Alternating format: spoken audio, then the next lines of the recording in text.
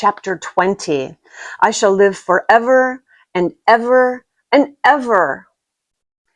But they were obliged to wait more than a week because first there came some very windy days, and then Colin was threatened with a cold, which two things happening one after another would no doubt have thrown him into a rage, but that there was so much careful and mysterious planning to do, and almost every day Dickon came in, if only for a few minutes, to talk about what was happening on the moor and in the lanes and hedges and on the borders of streams.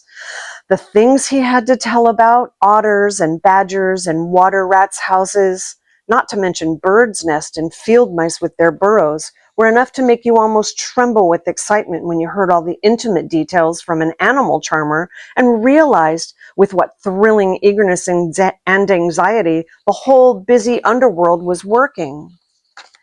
"They're same as us," said Dickon, "only they have to build their homes every year, and it keeps 'em so busy they fair scuffle to get 'em done." The most absorbing thing, however, was the preparations to be made before Colin could be transported with sufficient secrecy to the garden. No one must see the chair carriage and Dickon and Mary after they turned a certain corner of the shrubbery and entered upon the walk outside the ivied walls. As each day passed, Colin had become more and more fixed in his feeling that the mystery surrounding the garden was one of its greatest charms. Nothing must spoil that. No one must ever suspect that they had a secret. People must think he was simply going out with Mary and Dickon because he liked them and did not object to their looking at him. They had long and quite delightful talks about their route. They would go up this path and down that one and cross the other one and go round among the fountain flower beds as if they were looking at the bedding out plants the head gardener, Mr. Roach, had been having arranged. That would seem such a rational thing to do that no one would think it at all mysterious. They would turn into the shrubbery walks and lose themselves until they came to the long walks. It was almost as serious and elaborately thought out as the plans of march made by great generals in times of war. Rumors of the new and curious things that were occurring in the invalids' apartments had, of course, filtered through the servants' hall, into the stable yards, and out among the gardeners. But notwithstanding this, Mr. Roach was startled one day when he received order from Master Colin's room to the effect that he must report himself to the apartment no outsider had ever seen, as the invalid himself desired to speak to him. "Well, well," he said to himself as he hurriedly changed his coat, "what's to do now? His Royal Highness wasn't to be looked at. Calling up a man as he's never set eyes on. His Royal Highness that wasn't to be looked at, calling up a man he's never set eyes on." Mr. Roach was not without curiosity. He had never caught even a glimpse of the boy and had heard dozens exaggerated stories about his uncanny looks and ways and his insane tempers. The thing he had heard oftenest was that he might die at any moment, and there had been numerous fanciful descriptions of a humped back and helpless limbs given by people who had never seen him. "Things are changing in this house, Mr. Roach," said Mrs. Medlock as she led him up the back staircase to the corridor onto which opened the hitherto mysterious chamber. "Let's hope they're changing for the better, Mrs. Medlock," he answered. "They couldn't well change for the worse," she continued, "and queer as it all is, there's them as finds their duties made a lot easier to stand up under. Don't you be surprised, Mr. Roach, if you find yourself in the middle of a menagerie and Martha Sowerby's Dickon more at home than you or me could ever be." There really was a sort of magic about Dickon, as Mary always privately believed. When Mr. Roach heard his name, he smiled quite leniently. "He'd be at home in Buckingham Palace or at the bottom of a coal mine," he said. "And yet it's not impudence either. He's just fine, is that lad." It was perhaps well that he had been prepared, or he might have been startled. When the bedroom door was opened, a large crow, which seemed quite at home, perched on the high back of a carven chair, announced the entrance of a visitor by saying "caw, caw" quite loudly. In spite of Mrs. Medlock's warning, Mr. Roach only just escaped being sufficiently undignified to jump backward. The young Rajah was neither in bed nor on his sofa. He was sitting in an armchair, and a young lamb was standing by him, shaking its tail in feeding lamb fashion as Dickon knelt, giving it milk from its bottle. A squirrel was perched on Dickon's bent back, attentively nibbling a nut. The little girl from India was sitting on a big footstool, looking on. "Here is Mr. Roach, Master Colin," said Mrs. Medlock. The young Rajah turned and looked his servitor over. At least that was what the head gardener felt happened. "Oh, you are Roach, are you?" he said. "I sent for you to give you some very important orders." "Very good, sir," answered Roach, wondering if he was to receive instructions to fell all the oaks in the park or to transform the orchards into water gardens. "I am going out in my chair this afternoon," said Colin. "If the fresh air agrees with me, I may go out every day. When I go, none of the gardeners are to be anywhere near the long walk by the garden walls. No one is to be there.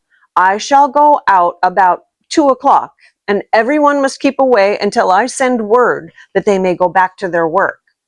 "Very good, sir," replied Mr. Roach, much relieved to hear that the oaks might remain and that the orchards were safe. "Mary," said Colin, turning to her, "what is that thing you say in India when you have finished talking and want people to go?" "You say, 'You have my permission to go,'" answered Mary. The Rajah waved his hand. "You have my permission to go, Roach," he said, "but remember, this is very important." "Caw, caw," remarked the crow hoarsely, but not impolitely. "Very good, sir. Thank you, sir," said Mr. Roach, and Mrs. Medlock took him out of the room. Outside in the corridor, being a rather good-natured man, he smiled until he almost laughed. "My word," he said, "he's got a fine lordly way with him, hasn't he? You'd think he was a whole royal family rolled into one, prince consort and all."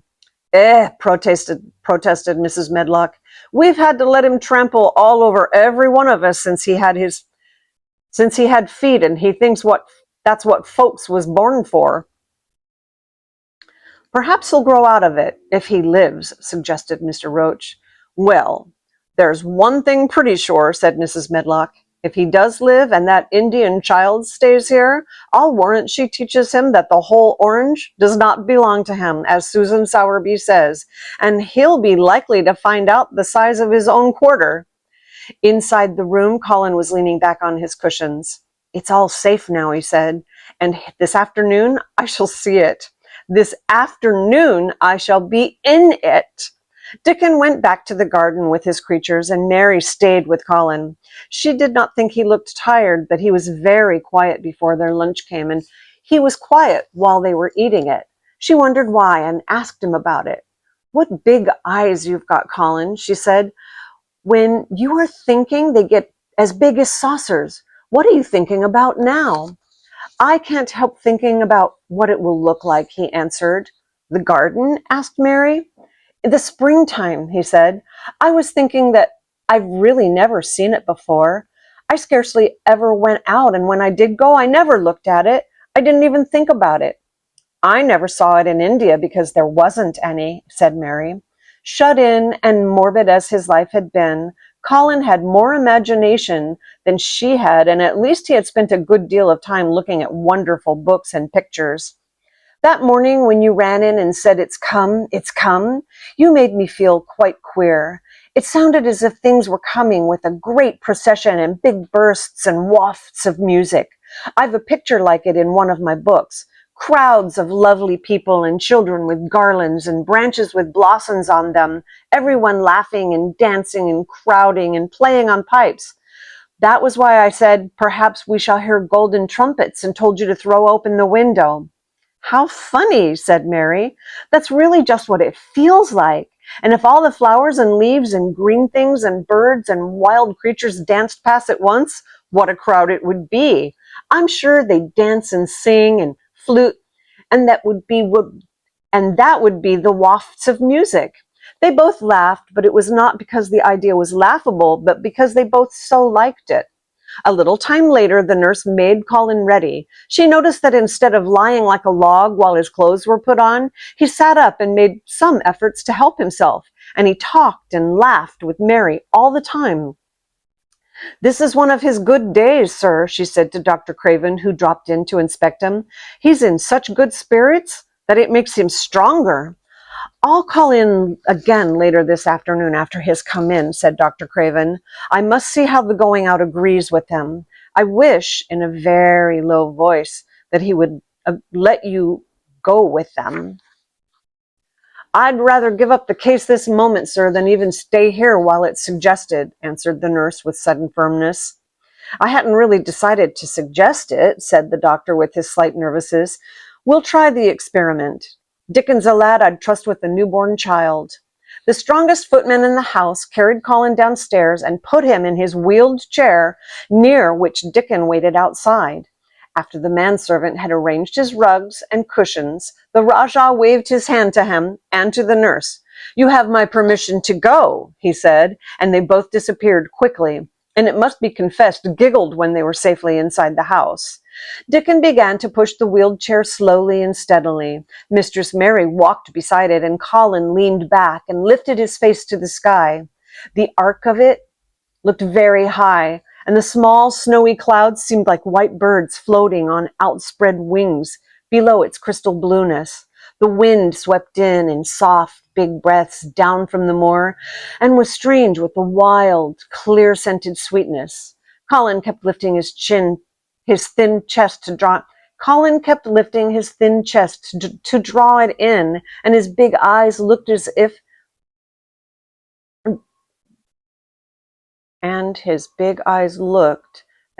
it were they. Oh, excuse me. So this is how you sound things out when you're reading too. You just go over it a little more slowly. Colin kept lifting his thin chest to draw it in, and his big eyes looked as if it were they which were listening instead of his ears. "There are so many sounds of singing and humming and calling out," he said. "What is that scent the puffs of wind bring?" "It's gorse on the moor that's opening out," answered Dickon. The bees are at it wonderful today. Not a human creature was to be caught sight of in the paths they took. In fact, every gardener or gardener's lad had been witched away. But they wound in and out among the shrubbery and out and round the fountain beds, following their carefully planned route for the mere mysterious pleasure of it. But when at last they turned into the long walk by the ivied walls, the excited sense of an approaching thrill made them all, for some curious reason they could not have explained, begin to speak in whispers. "This is it," breathed Mary. "This is where I used to walk up and down and wonder and wonder." "Is it?" cried Colin, and his eyes began to search the ivy with eager curiousness. "But I can see nothing," he whispered. "There is no door." "That's what I thought," said Mary. Then there was the lovely breathless silence, and the chair wheeled on. "That is the garden where Ben Weatherstaff works," said Mary. "Is it?" said Colin. A few yards more, and Mary whispered again.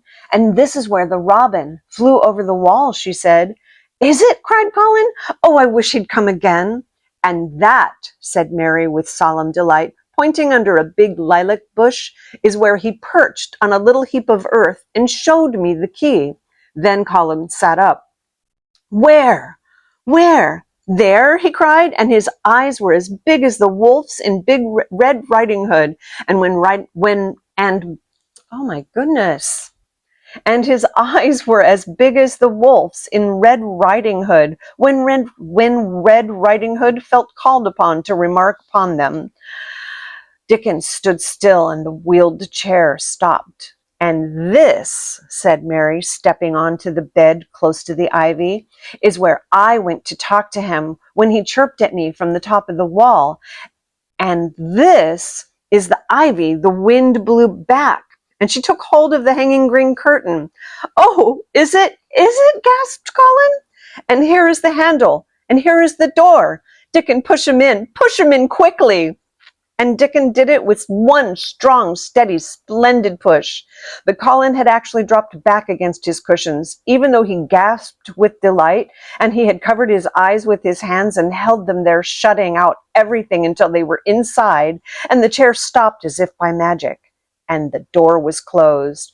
Not till then did he take them away and look round and round and round, as Dickon and Mary had done, and over walls and earth and trees and swinging sprays and tendrils the fair green veil of tender little leaves had crept, and in the grass under the trees, and the grass urns in the alcoves, and here and there everywhere were touches or splashes of gold and purple and white, and the trees were showing pink and snow above his head, and there were fluttering of wings and faint sweet pipes and humping and humming and scents scents as in smells, which if you're reading along with me, you can see that it's spelled S-C-E-N-T-S,